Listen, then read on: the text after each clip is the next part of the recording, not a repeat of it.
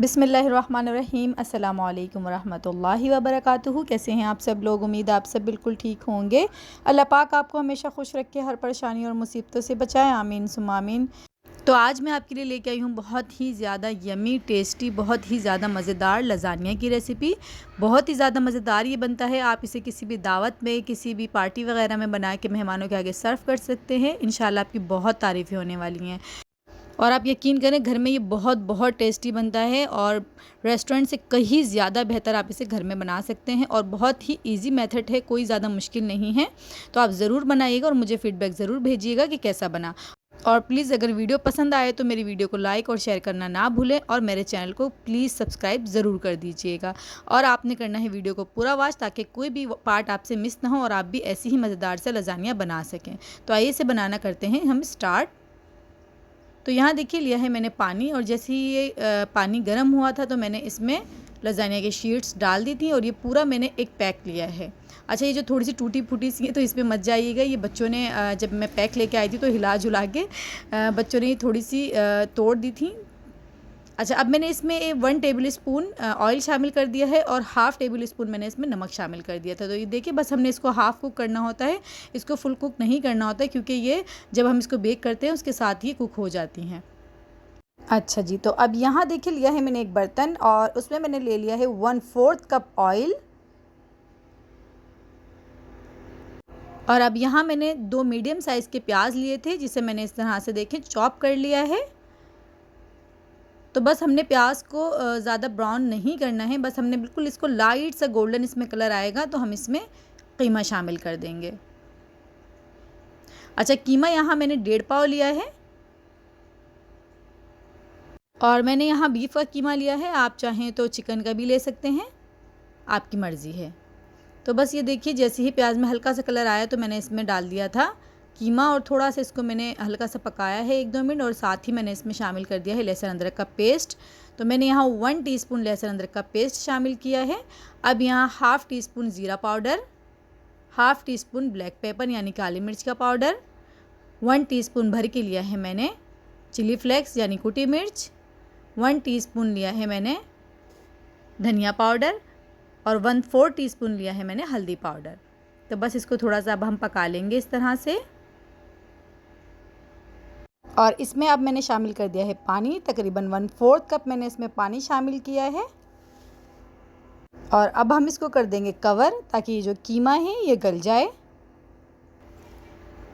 अब यहाँ हम वाइट सॉस तैयार कर लेते हैं, जब तक हमारा जो कीमा है वो पक रहा है। तो देखिए, यहाँ मैंने 2 टेबल स्पून ऑयल लिया है। आप चाहें तो मक्खन भी ले सकते हैं, उससे इसका टेस्ट और अच्छा हो जाएगा, बट मेरे पास नहीं था तो फिर मैंने ऑयल ही इस्तेमाल कर लिया। तो बस ये देखिए, ऑयल जो है मैंने डाला, और उसमें 1.5 खाने के चम्मच मैंने मैदे का शामिल कर दिया है, और थोड़ा सा मैंने इसको भून लिया है, इतना कि इसकी एक खुशबू सी आने लगी है। और साथ ही मैंने इसमें शामिल कर दिया है 1 कप दूध। और दूध शामिल करके बस हम इसको जल्दी जल्दी से चलाएँगे चम्मच इस तरह से, वरना तो ये इसकी गुठलियाँ सी बन जाएंगी। तो मैंने इसमें 2 कप दूध शामिल कर दिया है इस टाइम, पहले 1 कप फिर उसके बाद 1 कप। अब मैंने इसमें देखिए हाफ़ टी स्पून शामिल किया है नमक, हाफ़ टी स्पून शामिल की है वाइट पेपर यानी सफ़ेद मिर्च, हाफ़ टी स्पून शामिल किया है ब्लैक पेपर यानी काली मिर्च। बस इसको थोड़ा मिक्स कर लेंगे।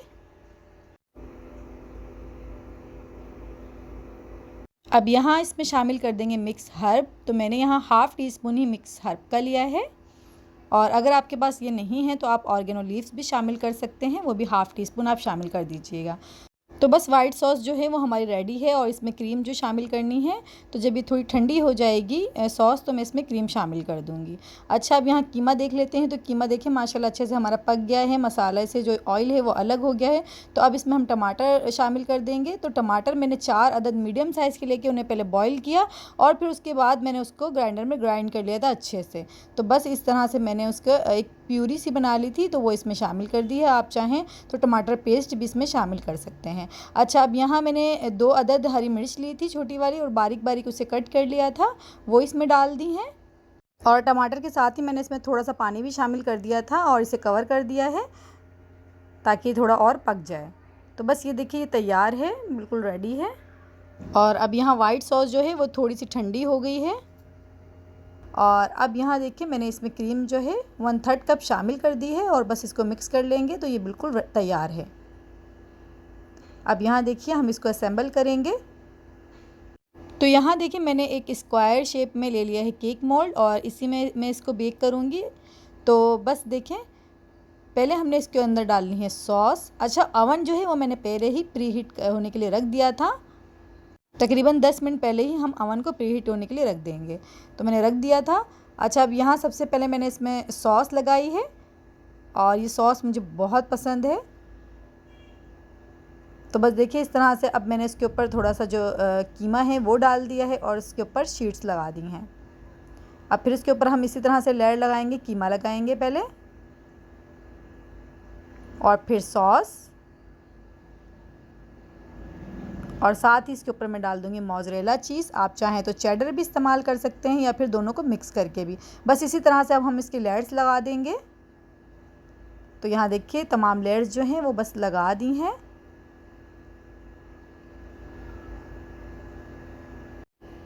तो बस देखिए इस तरह से हमने शीट्स लगा दी हैं और ये हमारी लास्ट लेयर है। तो देखिए कीमा भी यहाँ हमारा हो गया है ख़त्म